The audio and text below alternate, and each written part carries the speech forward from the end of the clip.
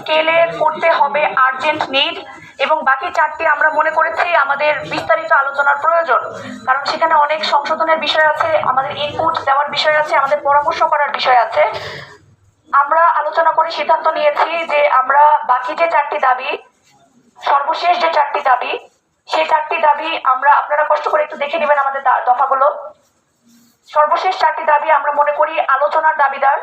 এই নিয়ে আপনাদের সাথে আমাদের আলোচনা চলমান থাকবে যে স্পেসিফিক্যালি কিভাবে সেই জিনিসগুলো ইমপ্লিমেন্ট করা সম্ভব। প্রথম যে দুটো দাবি স্যার, সেটা বলার আগে আমি একটা কথা বলে নিতে চাই।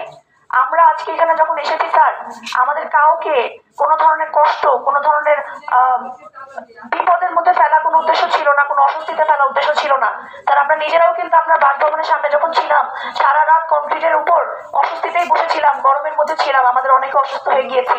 We do not enjoy this sir. কিন্তু আমাদের যে কনসার্নটা, আপনাকে, আমাদের সবাইকে জিনিসটা আসলে বুঝতে হবে, যেটা আমাদের জীবনের নিরাপত্তার প্রশ্ন। আমাদের পিছনে আমাদের যে কর্মচারী ভাই বোনেরা দাঁড়িয়ে আছেন, এটা তাদেরও নিরাপত্তার প্রশ্ন। আমি আপনাদের কাছে আবারও করজোরে ক্ষমা প্রার্থনা করছি যে আমাদের এই কাজটা করতে হচ্ছে।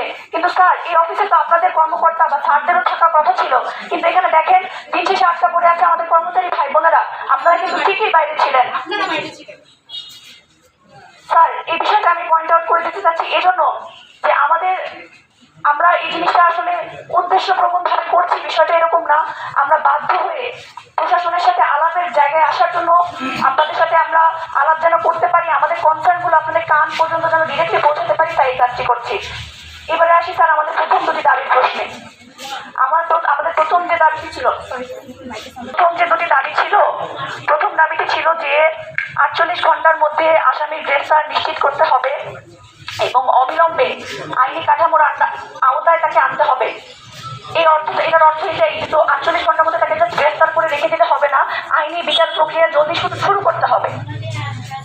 স্যার, এখনো পর্যন্ত ঘটনাটা ঘটেছিল 12 তারিখে, আমি আবারও হাইলাইট করে দিতে চাই, এবং প্রশাসনিক গাফিলতির কারণে যে 1.5 ঘন্টা যাবৎ গেট লাগানো হয়নি বা সিসিটিভি ফুটেজ আমরা ইমিডিয়েটলি দেখতে পাইনি, নানা ধরনের গাফিলতি স্যার। গাফিলতির কারণে ওই লোকটা এখানে ঢুকতে পেরেছে, গাফিলতির কারণে লোকটা এখান থেকে বেরিয়ে যেতে পেরেছে। এই জন্য স্যার, আমরা আপনাদেরকে যে 48 ঘন্টা সময় দিয়েছিলাম, আমরা খুব করে আশা করেছিলাম স্যার আপনি এই লোকটাকে ধরতে পারবেন।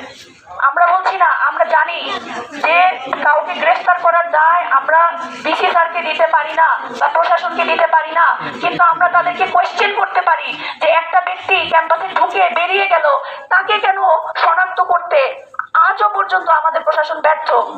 সেই প্রেক্ষিতে আমরা আমাদের এই দাবিটি দিয়েছিলাম স্যার। আমরা আমাদের দাবিটি, আপনি যেহেতু বললেন স্যার আপনারা সর্বোচ্চ চেষ্টা করছেন, আমরা আপনাদের উপর আমাদের আস্থা রেখেই বলতে চাই, আমাদের ক্যাম্পাস স্যার 21 তারিখ থেকে বন্ধ হয়ে যাবে, তখন আমাদের মেয়েদের বাড়ি ফিরে যেতে হবে, এবং আমাদের ক্যাম্পাস বন্ধের পরও কিন্তু অনেক নারীরা অনেকদিন পর্যন্ত ক্যাম্পাসে অবস্থান করেন, তাদের নিরাপত্তার বিষয়েও আমাদের বিবেচনায় নিতে হবে।